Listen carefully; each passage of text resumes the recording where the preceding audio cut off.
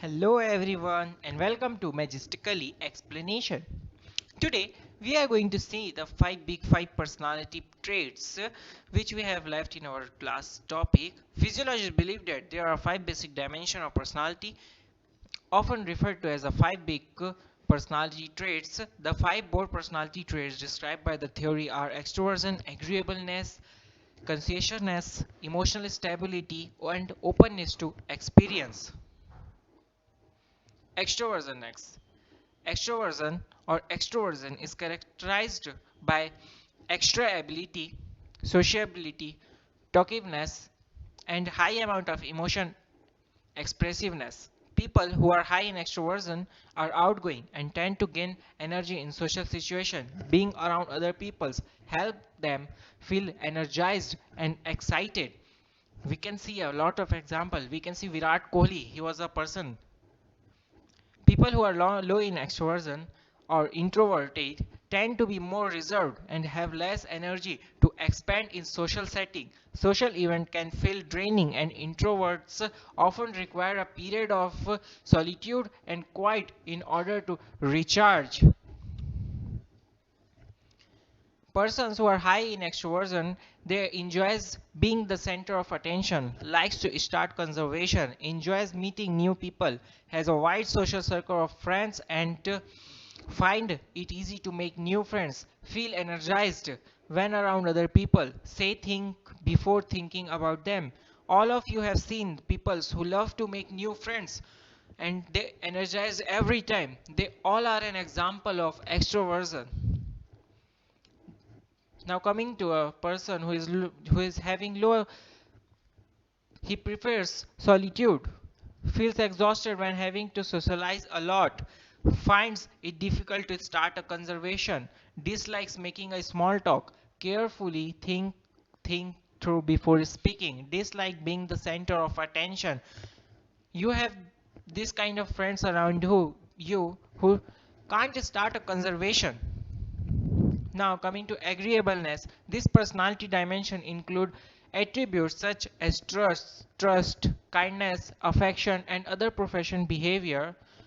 Point number one, people who are high in agreeableness tends to be more cooperative, while those low in this trait tend to be more competitive and sometimes even manipulate this. You can have some examples. If you have a batchmate, a person who is having high on it has a great deal of interest in other people, care about others, feel empathy and concern for other people, enjoys helping and contribute to the happiness of other people, assist others who are in need of help. Now the person who is having low, then taking little interest in other, doesn't care about how other people feel, has little interest in other people problems, insult and belights other, manipulate others to get what they want. These all are the examples of this. Now coming to our third topic is standard features of this dimension include high level of thoughtfulness, good impulse control and good directed behavior.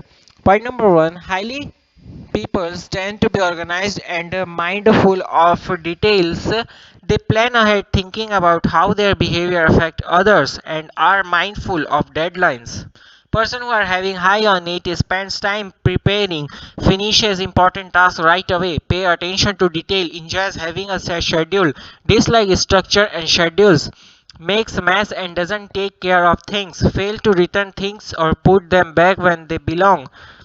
These all are the examples of this, and you can easily relate all of these examples in your real life and your daily routine. You can see a lots of people like this. Now coming to neuroticism. Neuroticism is a trait characterized by sadness, moodiness, and emotional stability. Individuals who are high in this trait lead to experience mood swing, anxiety, irritability, and sadness. Those low is in this trait tend to be more effective. Now, those who are having high experience a lot of stress, worry about many different things, get upset easily, expression dramatically shift in mood, and the person who are having low, emotionally stable, deals with stress, rarely feels sad or depressed, doesn't worry much. There was another part of this particular topic is that emotionally stability. We will going to discuss it in our next video. Now, openness to experience. This trait features characterized such as imagination and insight. Point number one, people are high in this trait also tend to have a broad range of interests. They are curious about the world and other people, eager to learn new things and enjoy new experience. People who are high in this trait tend to be more adventure and creative. People low in this trait are often most much more not interactive. The person who are having high, then they are very creative, openness to trying new things, focused on trackline and new challenges, happy to think about abstract concepts. And the person who are having low, the dislike changes, does not enjoy new things, resists new ideas, not very imaginative, dislikes abstract or theoretical concept. I am a particular of this trait, openness to experience.